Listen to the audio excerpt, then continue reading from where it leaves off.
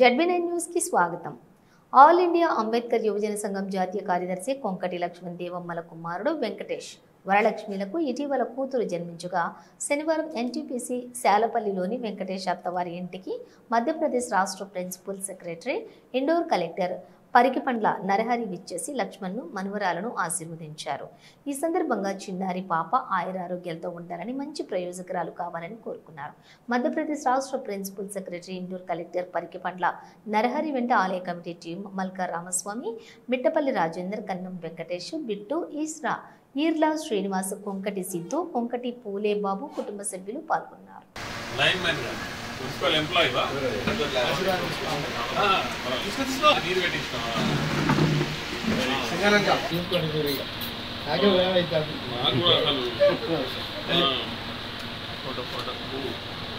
Calendar baby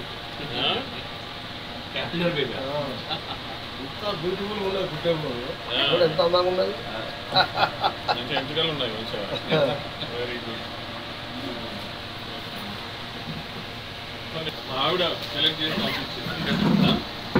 photo దిగబెట్ట నురా Venkatesh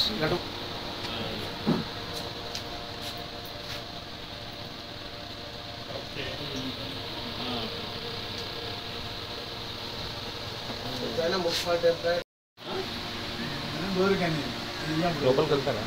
Venkatesh వాళ్ళ కొడుకు వాళ్ళ అత్తగారిల్లు, కొడుకు అత్తగారిల్లు. మన సాంప్రదాయం అంటే కదా. ప్రవీణ్కి జన్మదిన శుభాకాంక్షలు.